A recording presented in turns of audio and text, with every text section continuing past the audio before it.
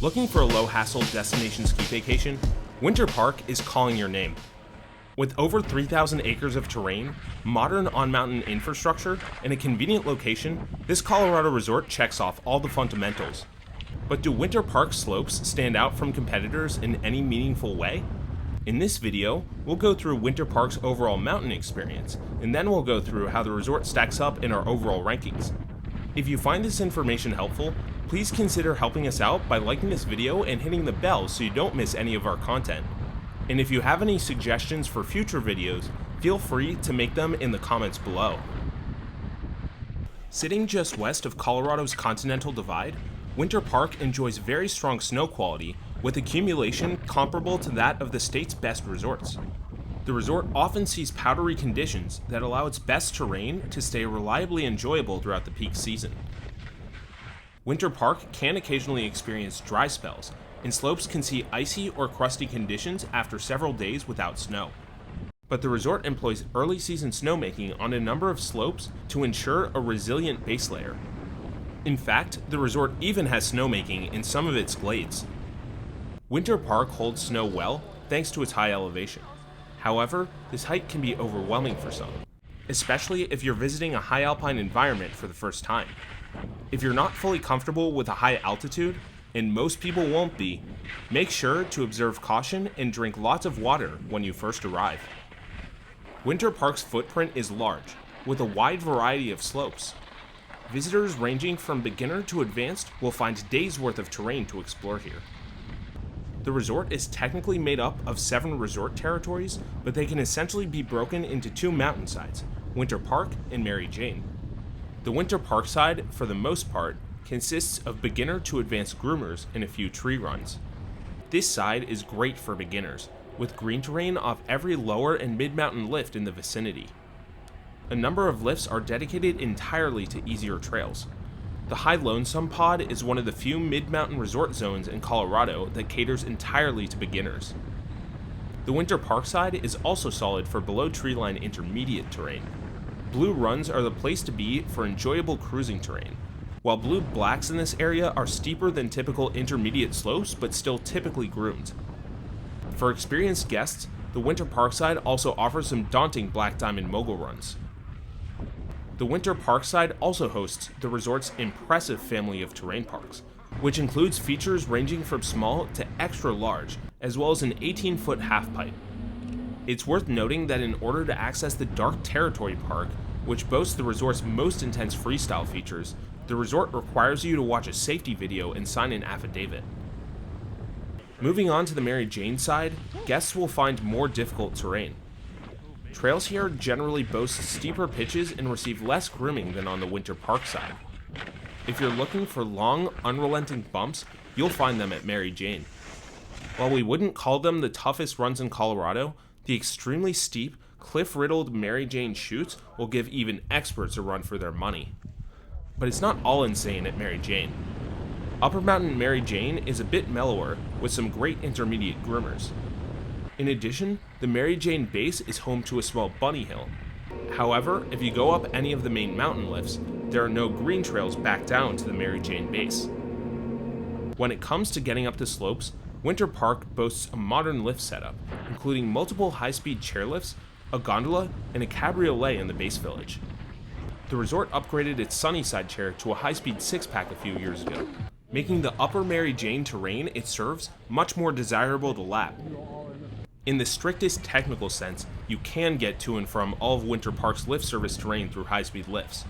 In practice, however, the advanced and expert Eagle Wind area really only makes sense to lap through a slow fixed grip triple. It's also worth noting that some chairlifts have very weird footrests. A small area of terrain, the resort's Cirque territory, isn't directly lift accessible. You can technically get to this area without taking off your skis, but it's an extraordinarily flat catwalk that takes about 20 minutes of full body workout to traverse. At least as you get your cardio in, you'll be soaking in the most beautiful views at the resort. The resort runs a sled service to this terrain when conditions allow. You ride on a trailer pulled by a snowcat, and as of last season, this service is finally free with a lift ticket. You should check the Cirque out if you're looking for a memorable high alpine experience.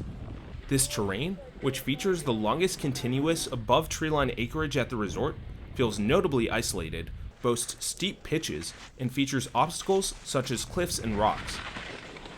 Winter Park has some directly lift-serviced above treeline terrain, but it's limited compared to what you get at some other Colorado resorts. On the plus side, the resort's main bowl area contains intermediate accessible slopes and offers some truly remarkable views. However, above treeline terrain only continues for a few hundred feet before you get back into the tree-defined runs. In addition, very few truly advanced lift service bowl areas exist. That being said, Winter Park is right on the edge of the Continental Divide, and some incredibly striking snow-capped mountains are visible even from below treeline mid-mountain areas. Winter Park's general below treeline nature allows for the resort to have some of the best glade terrain in Colorado. A variety of tree areas exist across the resort, including thinly wooded glades at High Alpine Eaglewind, steep technical woods at Mary Jane, and mellower intermediate glades in lower Winter Park. These trees tend to hold snow longer than other areas of the mountain and see low crowds, making the experience in them feel quite pleasant and isolated. Overall, however, Winter Park attracts large crowds thanks to its convenient location. While the resort feels relatively local compared to the somewhat commercialized Vail-owned resorts nearby, popular beginner and intermediate trails can get especially crowded. High capacity at some major junctions, including the main base, helps mitigate congestion. However, a few areas could really use capacity improvements. The Mary Jane base area is a large choke point. The Super Gauge Express provides the main access from Mary Jane to the rest of the resort and sees serious lines during peak times. This high-speed six-pack does have some alternatives, but they're slow or out of the way, making them undesirable. And the Panoramic six-pack, which provides the only lift service to the high alpine terrain, is an absolute madhouse on weekends and holidays. But the Winter Park side isn't spared either. Another choke point is the Pioneer Lift, where visitors at the bottom need to take the lift to get out of the area. Crowding is also an issue at the Olympia Express, which serves popular beginner and intermediate terrain. If you're looking to avoid lift lines on your trip, and you can't book on an off-peak weekday, Winter Park may not be the right option for you. Winter Park is quite a large resort, but that doesn't mean that it's terrible to get around. Very few resort areas involve catwalks, which snowboarders will appreciate. The resort generally employs clear signage with trail, lift, lodge, and resort area markings. Some lifts also have safety bar mounted trail maps. But there are some downsides. The trail map's front-facing depiction doesn't fully do the resort's topography justice, and a few less tracked trails and terrain parks can be difficult to find if you aren't paying attention. If you're looking to stop in for a break, Winter Park offers several facilities to choose from. Nearly all major resort areas exist within close distance of the nearest lodge. A few relatively removed areas live within close proximity of public bathrooms and warming huts. However, the act of physically reaching these lodges can be somewhat arduous depending on where you are. Getting from Panoramic to Lunch Rock without taking any other lifts requires an irritating uphill catwalk, while getting to the Sunspot Lodge from any upper mountain area requires taking a short surface lift. One of the biggest advantages of Winter Park, at least from the Denver area, is its ease of access during peak times. Winter Park is the only Front Range resort that can be accessed by train, and the Winter Park Express Amtrak service runs once a day in each direction on Fridays, Saturdays, and Sundays during course season dates, once to the resort in the morning and once back in the afternoon. Theoretically, guests who take the light rail from the airport can get to Winter Park without even setting foot in a car, although the morning trains are too early to practically do this without an overnight stay in Denver. There are also a number of shuttle services, but they can easily get snarled in I-70's notorious traffic. So while Winter Park isn't perfect, it delivers a very strong Front Range resort experience. A wide variety of visitors, from families to mogul fiends, will find a lot to like here.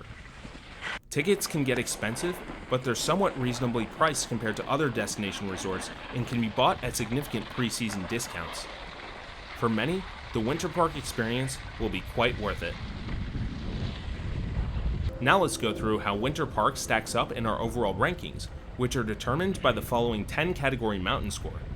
Accumulation is about as strong as the rest of the Front Range, with the resort seeing its fair share of powder days, and it gets an 8 for snow. It can take a while for the rope to drop on some of Winter Park's toughest terrain, but key areas are consistently open throughout the season, and the resort gets an 8 for resiliency. Winter Park is pretty large, at over 3,000 skiable acres, and gets an 8 for size. The resort has nearly everything terrain-wise, although its one major deficiency is tougher lift-serviced bowl terrain, and it gets an 8 for terrain diversity. Winter Park offers copious amounts of draining mogul terrain and a few technical chutes, but extremes are limited and the resort gets a 7 for challenge. Winter Park's lift system is mostly modern and the resort gets a 7 in this category. The resort has a large comfortable carrying capacity, but lines can get really bad on peak days and Winter Park gets a 5 for crowd flow. Facilities are large and mostly well placed, but annoying to get to from a few key areas, and the resort gets an 8 in this category. Winter Park isn't terrible to get around, but this large resort has some confusing situations and gets a 6 for navigation. And finally, mountain aesthetic. Winter Park feels a bit more ordinary than some of its competitors, but still boasts striking views of the surrounding continental divide and gets a 7 in this category. These categories add up to an overall mountain score of 72 as of July 2022, placing Winter Park 8th in Colorado. Winter Park isn't quite as endowed with unique, high alpine terrain as its competition, but its large and varied terrain keep it competitive. The resort scores similarly to other Colorado resorts, such as Breckenridge, Copper, Arapahoe Basin, and Aspen Highlands. For more information on Winter Park and over 50 other destination ski resorts in North America, check out peakrankings.com.